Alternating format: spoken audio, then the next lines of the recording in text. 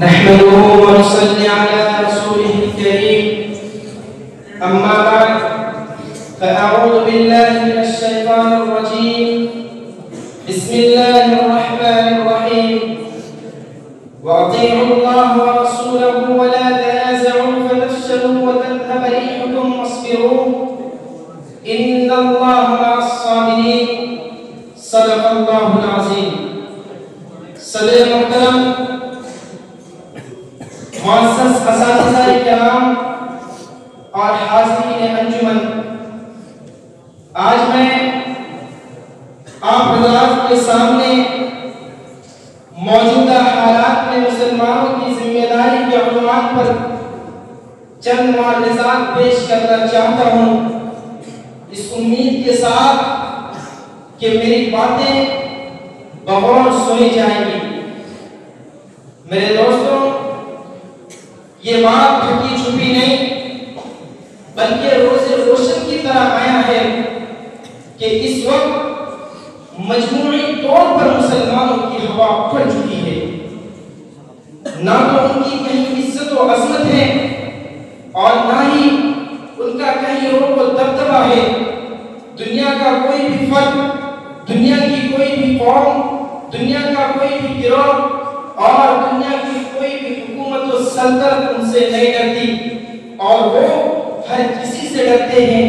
آج عالمی سطح پر ان کا مذاق اڑایا جا رہا ہے، ان کو ایک ضعیف اور کمزور امت تصور کیا جا رہا ہے۔ آج دنیا کے ہر خطے میں انہیں ذلیل و رسوا کیا جا رہا ہے، دین و اسلام کی دھجیاں اڑائی جا رہی ہے، اور حد تو یہ ہے کہ مسلمانوں کے محبوب رہبر رہنما اور کائنات کے سردار جناب محمد رسول اللہ صلی اللہ علیہ وسلم کا مذاق اڑایا جا رہا ہے، قرآن کریم جیسی مقدس کتاب کو جلایا جا رہا ہے، علی اعلان اس کی حرمتی کی جا رہی ہے، اور اسلام کے جانثار صحابہ کرام رضوان اللہ علیہم اجمعین کے خلاف کتابیں لکھی جا رہی ہے۔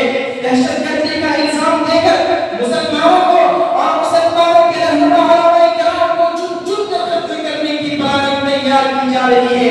مسلمانوں، ذرا سوچو تو صحیح کہ آخر ایسا کیوں ہو رہا ہے؟ اتنا بڑا انقلاب کیسے آیا؟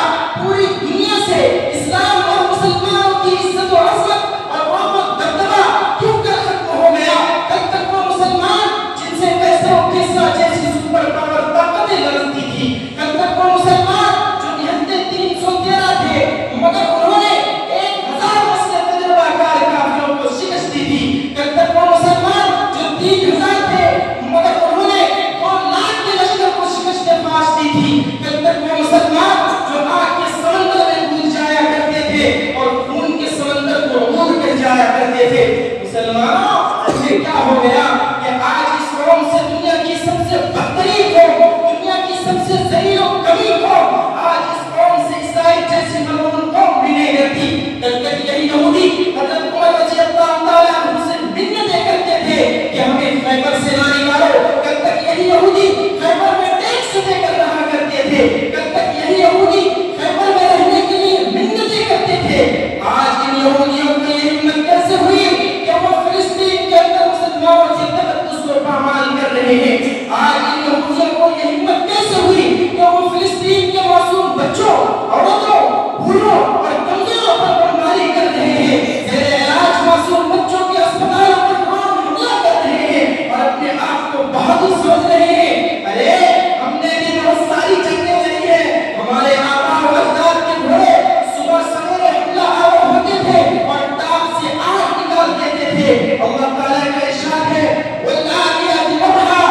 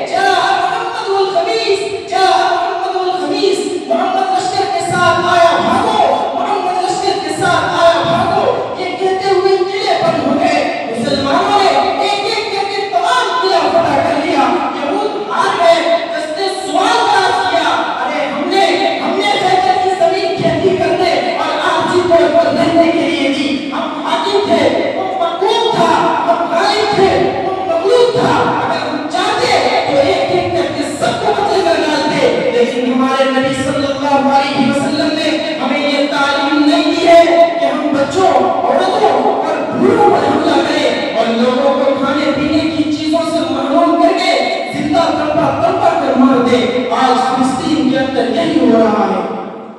لیکن دوستوں اس کے ذمہ دار صرف یہود نہیں ہے بلکہ اس کے ذمہ دار آج ہم بھی ہیں. ہم تو بس نام کے مسلمان رہ گئے ہیں. ہمارے اعمال ناقابل بیان ہیں. ہم اللہ کے حقوق کی ادائیگی میں دن رات کوتاہی کرتے رہتے ہیں بلکہ کرتے ہی نہیں ہیں. تو کیا ہم پر اللہ کا عذاب نہیں آئے گا؟ ہم پر اللہ کا غضب نازل نہیں ہوگا؟ ہم فرقوں میں بڑھ چکے ہیں. ہمارے درمیان شدید اختلاف ہے. اس لیے آج دشمن ہم پر غالب ہے. لہذا ہماری ذمہ داری ہے, ہم سب کی ذمہ داری ہے کہ ہم سب اللہ تعالیٰ کے فرمان وَلَا تَنَازَعُوا فَتَفْشَلُوا پر عمل کرتے ہوئے متحد ہو جائیں اور صحابہ کرام کی طرف دشمن کے خلاف سیسا پھیلائی ہوئی دیوار بن جائے. واقف کہاں زمانہ ہماری اڑان سے, واقف کہاں زمانہ ہماری اڑان سے, وہ عورت ہے جو ہار گئے آسمان سے. واقف دعوانا الحمدللہ رب العالمین.